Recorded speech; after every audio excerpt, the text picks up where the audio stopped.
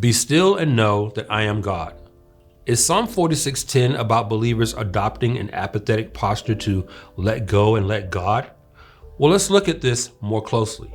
Psalm 46 is a hymn celebrating Zion as the special city to which God has pledged himself and through which he will bless the world.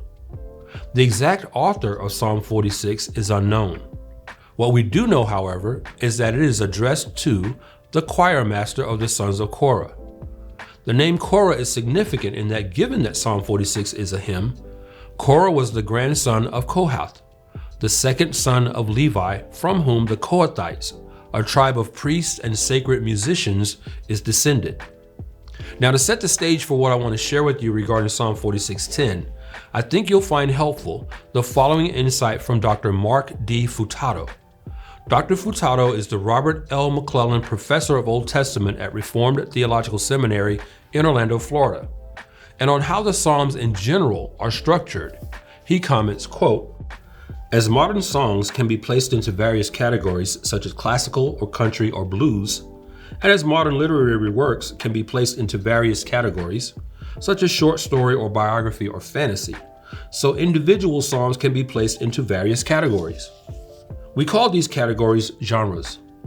In terms of literature, a genre is simply a group of texts that share common characteristics.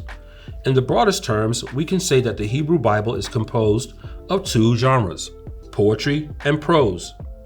There are various subgenres of poetry in the Hebrew Bible, Psalms being just one of them. But not all Psalms are the same. The Psalms genre can also be further divided into subgenres. The three main Psalm genres are the hymn, the lament, and the song of thanksgiving. These three genres articulate three major movements in life: the hymn for when all is well, the lament for when something is wrong, and the song of thanksgiving for when what was wrong has been set right. Each of these genres has its own structure and content.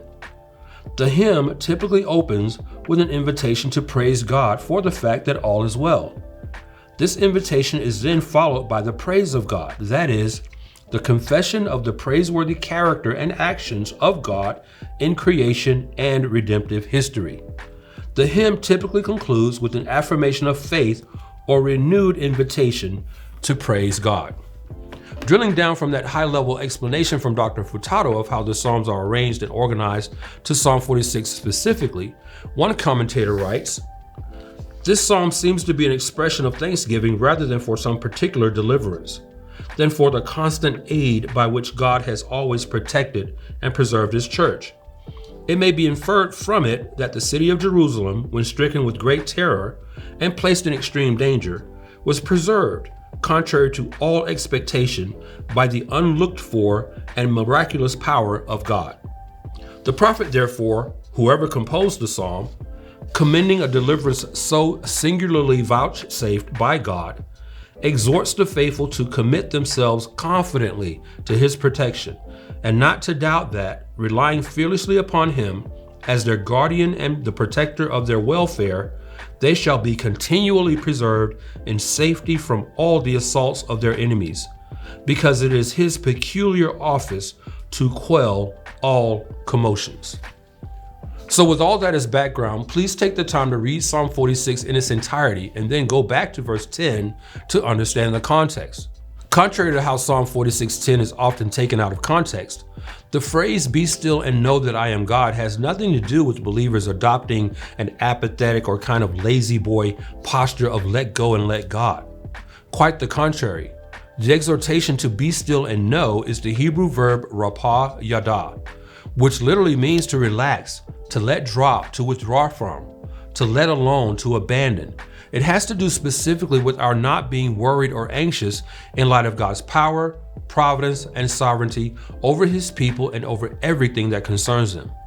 The phrase carries with it the same picture we find in the New Testament in Philippians chapter 4, verse 6, where believers in Christ are exhorted to be anxious for nothing. It is in light of the reality that God is God, which is to say, that he is sovereign, all-powerful, and all-knowing, that we can be still, knowing that, 1, we can trust him as our refuge, strength, and very present help in trouble. That's Psalm 46, verse 1. 2, we need not fear, though the earth gives way, and though the waters roar and foam and the mountains tremble. That's verses 2 and 3. 3. God will help us when morning dawns. That's verse 5. Though the nations rage and kingdoms totter. That's verse 6. 4.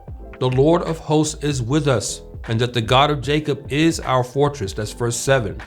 And 5. That it is God who brings desolations on the earth and who makes wars to cease. Verses 8 and 9 of Psalm 46. So as opposed to thinking that be still and know that I am God is a call to a kind of passive, docile, and dormant existence born from a distorted context of God's sovereignty, power, omniscience, and omnipresence, as followers of the God who possesses those immutable attributes, you and I are to discerningly entrust every step of our lives to Him, knowing that nothing in this world can overcome His providential will for His people. As Job said in Job 42:2, I know that you can do all things and that no purpose of yours can be thwarted.